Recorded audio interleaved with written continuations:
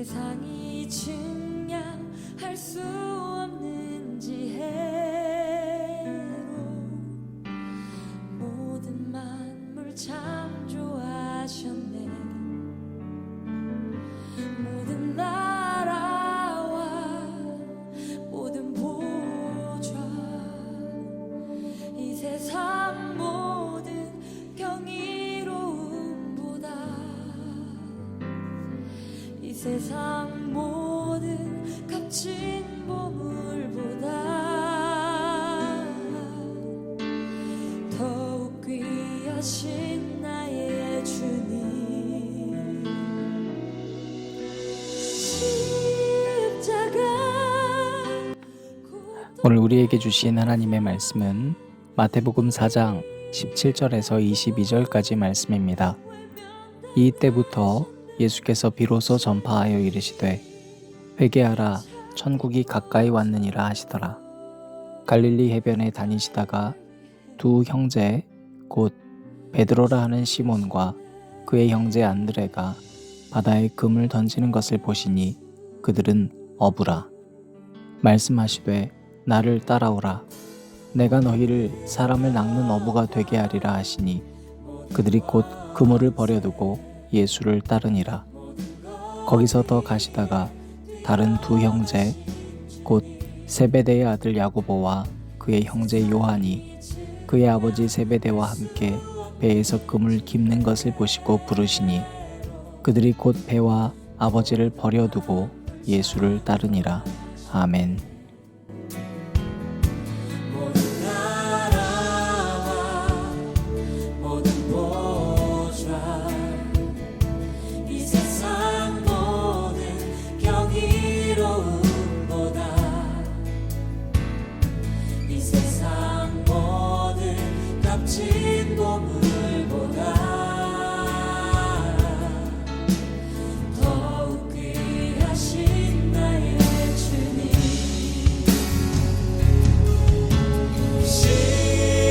십자가 고통당하사 버림받고 외면당하셨네. 짓밟힌 장미꽃처럼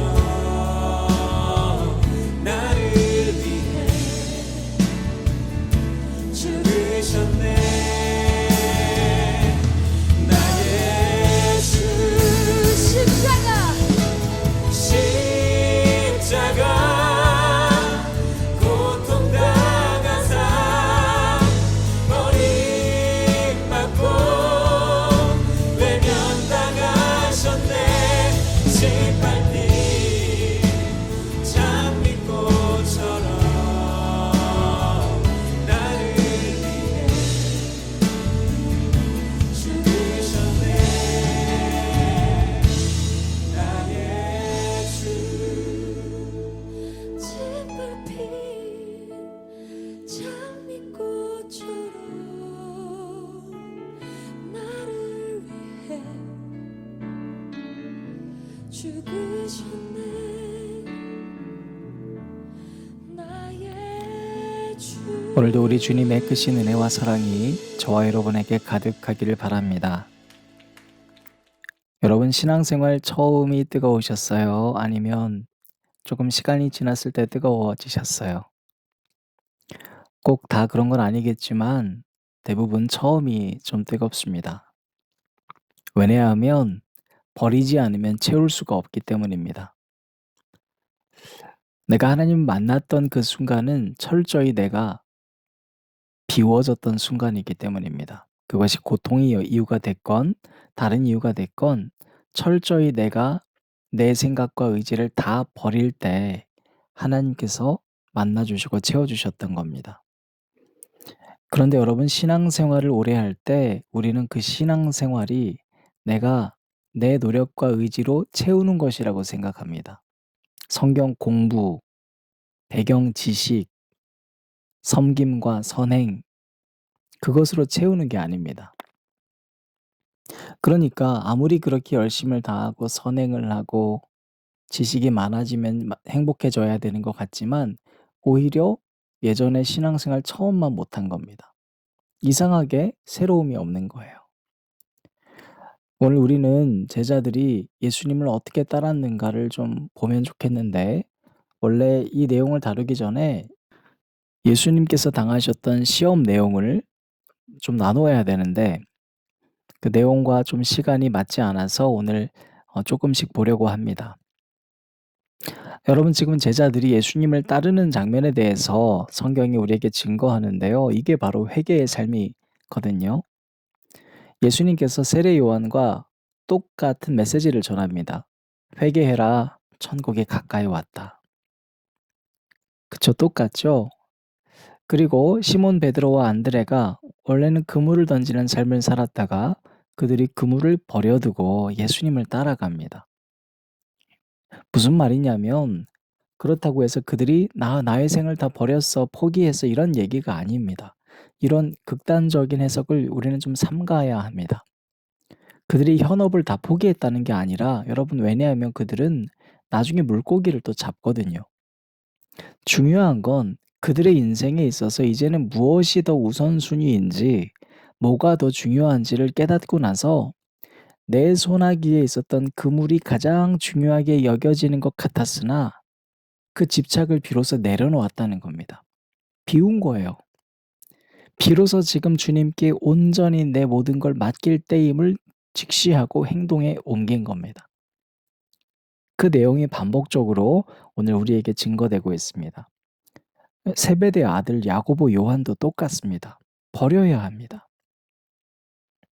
여러분, 우리가 어제도 잠깐 나눴지만 우리는 요동치는 세상에 삽니다.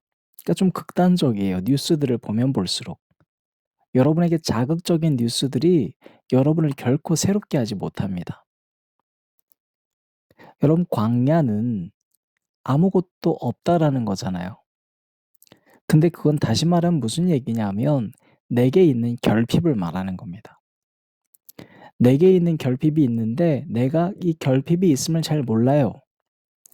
내게 있는 결핍을 잘 모르면 사람들은 무의식적으로 집착을 합니다. 건강한 사람은 집착하기 전에 내가 무엇이 필요하고 내가 뭐에 의존하고 있는지를 깨달아 알고 있는 겁니다. 근데 이걸 모르면요, 이 집착이 소유욕이 되고, 이 소유욕은 대상이 사람이건 물질이건 그것과는 별개로 소유에 대한 욕심으로 여러분 이어지게 되는 겁니다. 즉, 내가 그 물질과 대상과 사람을 나의 것과 나의 컨트롤 하에 둘 때 내가 안정이 있는 거예요. 내가 행복해지는 거예요. 소유하지 못한 것은 내 뜻대로 변화시키려고 해요. 자, 그래서 베드로는 매일매일 버려야 됐었어요. 예수님을 사랑한다고 믿음이 좋다고 했지만 사실 그의 마음에는 늘 요한에 대한 라이벌 의식, 결핍으로 가득 차 있었습니다. 예수님께서 분명히 베드로에게 베드로야, 너 나만 봐라. 나만 봐라 그랬는데도 여전히 그는 복음서가 끝나갈 때까지도 쟤는 어떻게 되냐고, 저 사람은 어떻게 되냐고 말했습니다. 예수님은 그것이 너에게 아무 상관없다고 얘기했어요. 여러분, 상관없어요. 남이 어떻게 하건 이거는 나의 신앙생활과는 아무 상관없는 거예요. 그런데 우리는 자꾸 아무 상관없는 거에 나의 에너지를 써요. 자, 그래서 여러분, 우리에게는 이 광야의 시험을 거쳐야 하는 겁니다. 어떤 사람은 떡에 집착했어요. 어떤 사람은 내 목적과 나의 계획에 집착을 해요. 즉, 일에 집착하는 거예요. 그러니까 내가 떡에 집착한 사람은 어때요? 떡이 우선순위니까 떡이 없는 사람은 멸시하고 떡이 많은 사람은 존경하면서 사는 거죠. 평가하는 겁니다.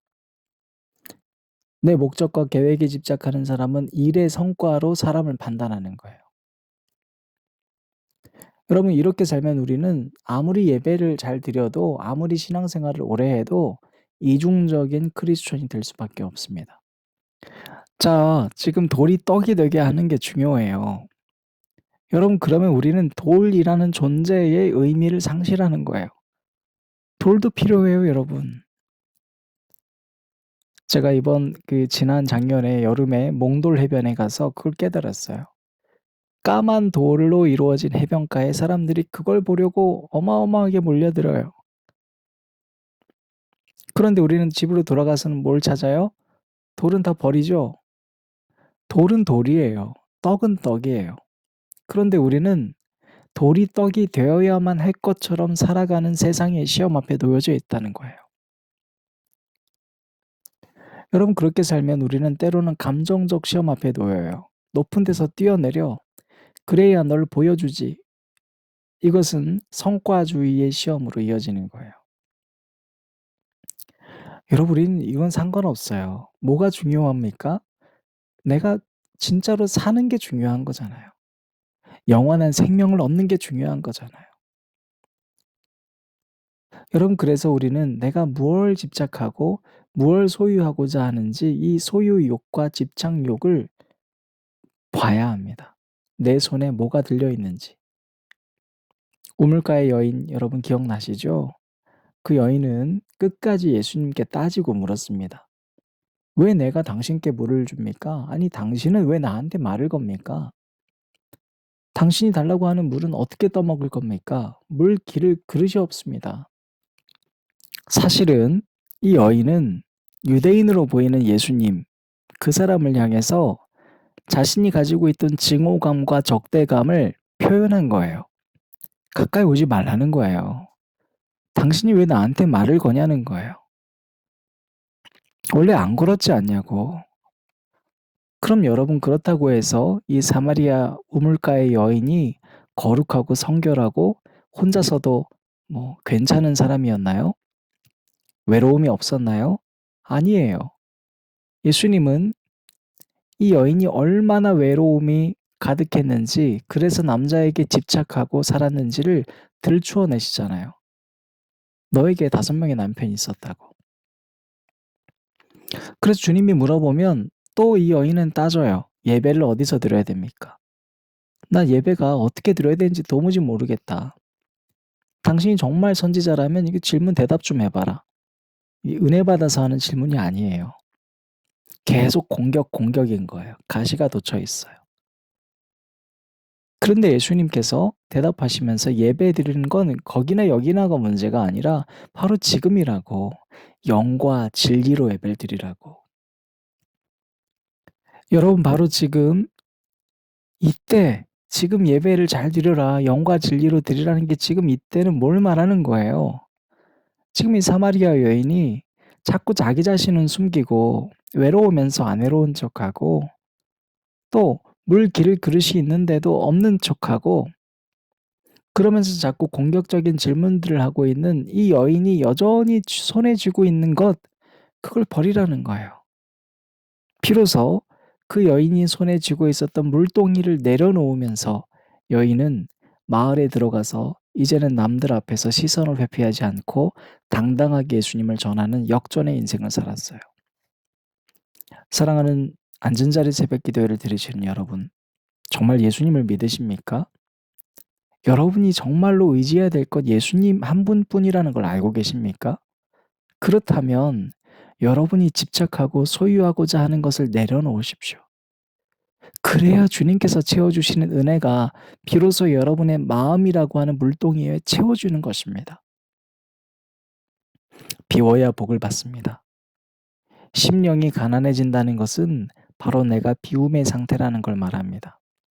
여러분, 우리가 마태복음 5장 3절에 심령이 가난한 자는 복이 있나니 천국에 그들의 것이며, 이 말씀이 오늘 여러분들의 말씀이 되고 올 한 해의 말씀이 되어서 이 땅의 것에 집착하지 말고 천국을 소유하는 저와 여러분 되시기를 주님의 이름으로 축원합니다. 하나님, 감사합니다. 하나님, 우리는 다 너무나 집착하는 것들이 많습니다. 천국이 가까이 왔다고 회개하라고 하는데도 여전히 싫다고, 이 세상이 좋다고 말하는 우리들의 모습을 주님 용서하여 주옵소서. 그러면서도 우리는 마치 자유한 척, 마치 나는 혼자서도 괜찮다고 말하지만, 그러나 그 모습들이 여전히 내가 사마리아 여인처럼 손에 쥔 물동이가 있음을 고백합니다.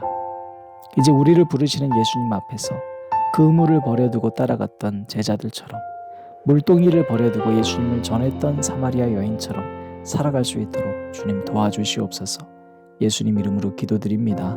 아멘. 짙은 천으로 머리를 가리고 공허한 시선 하늘을 보내 내 속에 우는 어린아이와 우물가로 가네.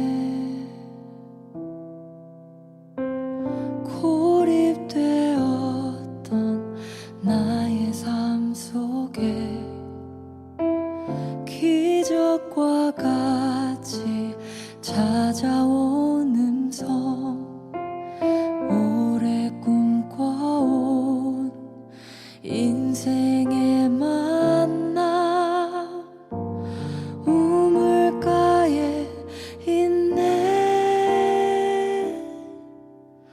나를 마중하시네. 생명의 물을 주러 오랜 결핍을 채우며 내 안에 샘물 솟아나네. 나를 기다리시네. 품에 안아주시려 깊은 거절